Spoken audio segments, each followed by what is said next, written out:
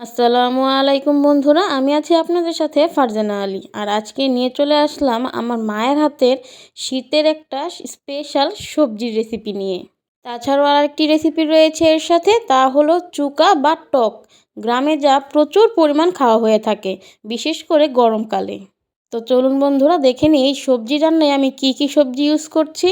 তো আমি আজকে বেশ অনেকটাই সবজি রান্না করব, সেই পরিমাণ সবজি নিয়ে নিয়েছি। দেখুন বন্ধুরা, আমি এখানে পাতলা পাতলা করে কালো বেগুন কেটে নিয়েছি, পেঁয়াজ কাঁচামরিচ কুচি তো আছেই, তার পাশে আছে আলুটাও কিন্তু আমি পাতলা করে কেটে নিয়েছি। আর বিশেষ করে ব্যবহার করছি এখানে আমি পাঁচফোড়ন। পাঁচফোড়নের ফ্লেভারটা যদি সবজির ভিতরে না আসে তাহলে আমার ভালো লাগে না। তাছাড়াও নিয়ে নিয়েছি পেঁয়াজ কলি। দেখতেই পাচ্ছেন পেঁয়াজ কলিগুলো আমি ছোট ছোট করে কেটে নিয়েছি। আর তার পাশাপাশি নিয়ে নিয়েছি ফুলকপি। ফুলকপিটাও আমি দেখতেই পাচ্ছেন খুব ছোট ছোট করে কেটে নিয়েছি। আর তাছাড়াও এই সবগুলো সবজির সাথে এখানে আমি গাজরও ইউজ করছি। তো আমি আজকে 5 রকমের সবজি দিয়ে আজকে এই সবজির রেসিপিটা তৈরি করব। আপনারা বাসায় নিশ্চয়ই সবজি রান্না করে থাকেন, আর কিভাবে রান্না করেন তা অবশ্যই কমেন্টে জানাতে ভুলবেন না। আর শীতের সবজি মানে সব ধরনের সবজি দিয়েই সবজি রান্না করা যায়। তো আমার হাতের কাছে যে সবজিগুলো পেয়েছি সেই সবজি দিয়ে আমি আজকে সবজি রান্না করব।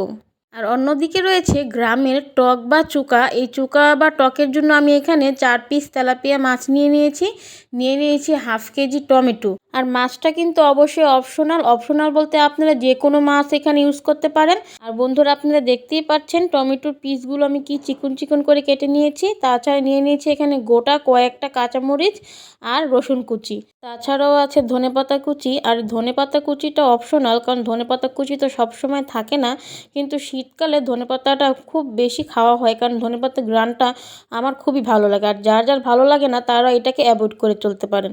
তো বন্ধুরা চলুন দেখে নেওয়া যাক আমার মায়ের হাতে ঘরোয়াভাবে সবজি আর গ্রাম্য চুকা বা টক রান্নার রেসিপি। প্রথমেই আমি সবজির প্রসেসিংয়ে চলে যাচ্ছি। তার জন্য আমি একটা বড় কড়াই নিয়ে এতে এক এক করে সবগুলো সবজি দিয়ে দিচ্ছি, কারণ প্রথমে আমার এই সবজিগুলো ভাপিয়ে নিতে হবে। আর আমি কি কি সবজি এখানে ইউজ করেছি সেটা তো আর নতুন করে কিছু বলে দেওয়ার নেই, আমি প্রথমেই বলে দিয়েছি। তাই চলুন দেখে নেওয়া যাক আমি সবগুলো সবজি একসাথে করে কিভাবে ভাপিয়ে নিই।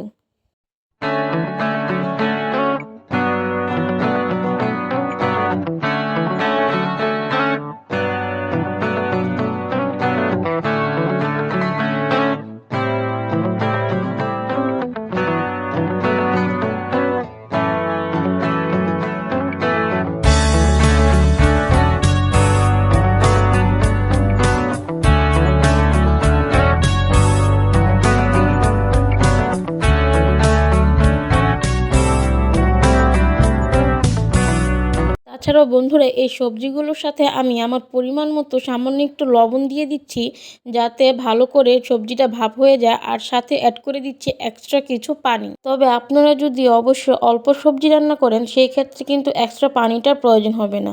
আমি যেহেতু আজ একটু বেশি করে সবজি রান্না করব, তাই আমার এই এক্সট্রা পানিটার প্রয়োজন হয়েছে। তো দেখতেই পাচ্ছেন বন্ধুরা, আমি আমার সবজিটা চুলায় বসিয়ে দিয়েছি ভাপ দেওয়ার জন্য। আর অন্যদিকে আমি আরেকটা কড়াইতে পাঁচফোড়নগুলো ভেজে নিচ্ছি, যা পরবর্তীতে ফাঁকি করে আমি সবজি নামানোর আগে ইউজ করব সুন্দর একটা ফ্লেভারের জন্য।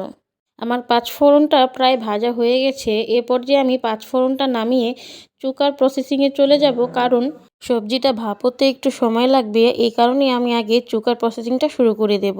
আর চুকার প্রসেসিংয়ের জন্য প্রথমে আমি চুলায় একটা কড়াই বসিয়ে তাতে দিয়ে দিচ্ছি সয়াবিন তেল। আর তেলটা খুব ভালোভাবে গরম হয়ে গেলে হলুদ মরিচ লবণ দিয়ে মেখে রাখা মাছের টুকরোগুলো আমি খুব লাল লাল করে এই তেলের মধ্যে ভেজে নেব। তো তোমরা দেখতেই পাচ্ছ বন্ধুরা, আমি সবগুলো মাছের পিস একসাথে কড়াইতে দিয়ে দিয়েছি একটু বেশি পরিমাণে তেল দিয়ে। আর অন্যদিকে এর পাশাপাশি আমি সবজির কী অবস্থা সেটা দেখার জন্য ঢাকনাটা খুলে একটু নেড়েচেড়ে দেব, যাতে করে আমি যে অল্প পরিমাণে একটু লবণ ইউজ করেছিলাম সেই লবণটা সবগুলো সবজির ভিতরে প্রবেশ করে। তাতে করে সবগুলো সবজি খুব তাড়াতাড়ি ভাপিয়ে যাবে। বন্ধুরা আমি এই সবজিগুলো খুব ভালোভাবে নেড়েচেড়ে আবারও ঢেকে রেখে দেব। আর এদিকে দেখতেই পাচ্ছো আমার পাঁচফোড়নগুলো ভাজা হয়ে গেছে। এখন এই পাঁচফোড়নগুলো আমি ফাঁকি করে নেব। অন্যদিকে আরেকটি চুলায় আমি একটা পাতিল বসিয়ে দিয়েছি, আর সেই পাতিলে আমি কেটে রাখা টমেটোগুলোর সাথে স্বাদ মতো লবণ দিয়ে দিয়েছি। আর তাছাড়াও আমি যেই পাতিলে মাছের পিসগুলো হলুদ মরিচ দিয়ে মাখিয়েছিলাম সেই পাতিলে একটু হাত ধোয়া পানি দিয়ে পাতিলটা ধুয়ে এই টমেটোতে আমি ঢেলে দিচ্ছি টমেটোটা সিদ্ধ হওয়ার জন্য। তো বন্ধুরা আমি এ পর্যায়ে চুলার আঁচটাকে মিডিয়াম হিটে রেখে এই টমেটোগুলোকে নেড়েচেড়ে গলিয়ে নেব। এইদিকে আমি মাছগুলোকেও উল্টে পাল্টে খুব ভালোভাবে ভেজে নিচ্ছি। আপনারা সবসময় একটা বিষয় লক্ষ্য রাখবেন, চুকা রান্নার মাছটা কিন্তু যদি লাল লাল করে ভাজা না হয় তাহলে চুকায় মাছের একটা কাঁচা গন্ধ আসে, যাতে করে আপনারা চুকাটা খেতে পারবেন না। তাই চুকার মাছটা খুব ভালোভাবে লাল লাল করে ভেজে নিতে হবে।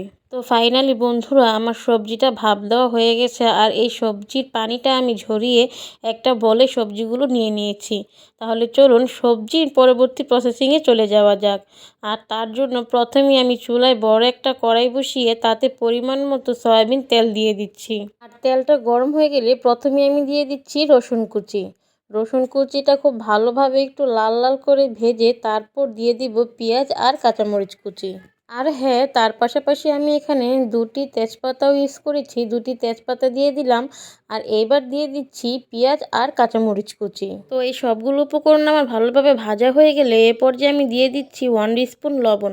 তবে অবশ্যই লবণের পরিমাণটা আপনারা সবাই বুঝে শুনে দেবেন, কারণ সবজি ভাপানোর সময় কিন্তু আমি একবার লবণ ইউজ করেছি।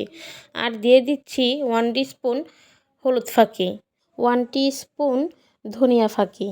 এবার এই সবগুলো উপকরণ একটু ভেজে নেব, তবে খেয়াল রাখবেন যাতে পুড়ে না যায়। আর এই সবগুলো উপকরণ একটু ভালোভাবে ভাজা হয়ে গেলে এই উপকরণের মধ্যে আমি দিয়ে দিব আমার ভাপিয়ে রাখা সবজিগুলো। আর এই সবজিগুলো দিয়ে তারপর আমি খুব ভালোভাবে এই সবজির সাথে উপকরণগুলো নেড়েচেড়ে মিক্সড করে দেব। নেড়েচেড়ে মিক্সড করে সবজিগুলো আমি আবার চুলার আঁচটা লো হিটে রেখে ঢেকে দেব। কেননা আমরা তো ভাপিয়ে নেওয়ার সময় সবজিগুলো পুরোপুরি সিদ্ধ করে নিয়ে নিই, তার জন্য এখন আমরা এই সবজিগুলো ঢেকে রাখবো যাতে করে পুরোপুরি সিদ্ধ হয়ে যায় আর সবগুলো উপকরণ সবজির সাথে পারফেক্টলি মিশে যায়। আর এই সবজিগুলো নেড়েচেড়ে ঢেকে রাখার পর আমরা চলে যাব আমার এই টক বা চুকার প্রসেসিংয়ে। তো দেখতেই পাচ্ছেন বন্ধুরা আমার এই চুকার মাছগুলো কিন্তু খুব লাল লাল করে ভাজা হয়ে গেছে। এরপর যে আমি মাছগুলো নামিয়ে নেব। মাছগুলো নামিয়ে নিয়ে চলে গেলাম টমেটোর সাইডে। আর টমেটোগুলো দেখতেই পাচ্ছেন আমি একদম ঘেটে সবগুলো টমেটো মিশিয়ে নিচ্ছি, কারণ এই টক বা চুকা রান্নার ক্ষেত্রে টমেটোটা একদম পুরোপুরি গলিয়ে ফেলতে হবে। টমেটোটা গলিয়ে ফেলার পর এখন আমি এখানে অ্যাড করে দিচ্ছি পরিমাণ মতো পানি। আর বন্ধুরা আপনারা অবশ্যই খেয়াল রাখবেন, টক বা চোকার যে ঝোলটা হয় সে ঝোলটা বেশি পাতলাও হয় না আর বেশি গাঢ়ও হয় না, মাঝামাঝি একটা পর্যায়ে থাকেন, তা না হলে কিন্তু এই চোকাটা খেতে ভালো লাগবে না। তো এখন আমি এই চুকাটা বলক আসার অপেক্ষা করব। আর এই পাশে আবার আমি আমার সবজিটাকে একটু নেড়েচেড়ে উল্টে পাল্টে নিচ্ছি।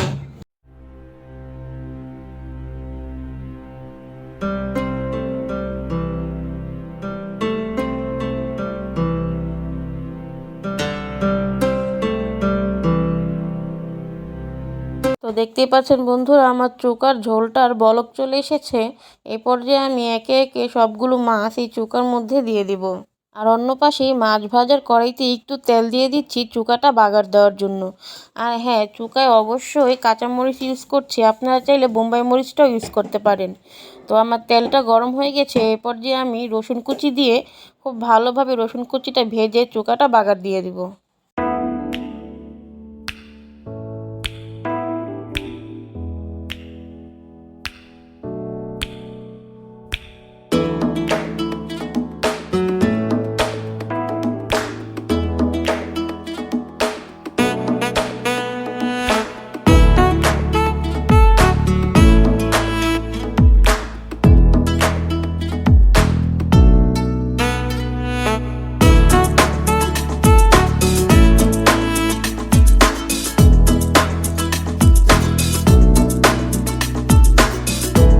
টক বা চোকাটা বাগার দিয়ে দেওয়ার পর আমি এখানে অ্যাড করে দিচ্ছি ধনিয়া পাতা। আর অবশ্যই ধনিয়া পাতাটা অপশনাল, কারণ শীতের মৌসুম ছাড়া ধনিয়া পাতাটা পাওয়া যায় না। আর এইদিকে আমার সবজিটাও কিন্তু প্রায় হয়ে এসেছে। আমার সবজিটা যেহেতু প্রায় হয়ে এসেছে, এই পর্যায়ে আমি চলে এসেছি আমার ভেজে রাখা পাঁচফোড়নগুলো শিলনোড়া বা পাটায় বেটে ফাঁকি করে নেওয়ার জন্য। আপনারা চাইলে ব্লেন্ডারও ফাঁকি করে নিতে পারেন, কিন্তু আমি আজকে পাটায় বেটেই ফাঁকি করে নিচ্ছি। একটুখানি মশলার জন্য ব্লেন্ডারটা এখন নামাতে চাইছি না তাই। তো বন্ধুরা আমার পাঁচফোড়নটা ফাঁকি করা হয়ে গেছে, আর এ পর্যায়ে দেখতেই পাচ্ছেন আমার সবজিটাও হয়ে এসেছে। এখন আমি আমার এই সবজিতে পরিমাণ মতো পাঁচফোড়নটা ইউজ করে তারপর নেড়েচেড়ে আর একটু ঢেকে ঢেকে দেবো পাঁচফোড়নের ফ্লেভারটা যাতে সবজির ভেতরে ঢুকে যায় তার জন্য। আর আমি আবারও বলছি, আমি যেহেতু আজকে এখানে অনেকটা সবজি রান্না করছি, সেই কারণে কিন্তু আমার সবগুলো উপকরণ খুব বেশি বেশি লাগছে। আপনারা আপনাদের সবজির পরিমাণ অনুযায়ী সবগুলো মশলা ইউজ করবেন। আমার পাঁচফোড়নটা মেশানো হয়ে গেছে, আর এ পর্যায়ে আমি অ্যাড করে দিচ্ছি ধনিয়া পাতা। ধনিয়া পাতাটা আমি একটু বেশিই অ্যাড করছি, কেননা যেহেতু আমরা সবজি রান্না করছি আর ধনিয়া পাতাটাও কিন্তু এক প্রকার সবজি, তাই ধনিয়া পাতাটাও আমি একটু বেশি করে অ্যাড করে দিচ্ছি। তো বন্ধুরা, আপনারা দেখতেই পাচ্ছেন ফাইনালি তৈরি হয়ে গেল আমার দুপুরের গরম গরম ভাতের সাথে গরম গরম সবজি আর গরম গরম চোখা বা টক। আজকের এই আমার রেসিপিটা আপনাদের কাদের কাদের ভালো লেগেছে তারা অবশ্যই কমেন্টে জানাতে ভুলবেন না। অবশ্যই এটা আমার রেসিপি নয়, এটা হচ্ছে আমার মায়ের হাতের রেসিপি, আর রান্নাটাও আজকে করেছে আমার মা। তো আপনাদের যদি ভালো লেগে থাকে অবশ্যই একটা লাইক আর সাবস্ক্রাইব করে দিবেন। আমি ফারজানা আলী আজকের মতো বিদায় নিচ্ছি। আপনারা সবাই ভালো থাকবেন, সুস্থ থাকবেন। আল্লাহ হাফেজ।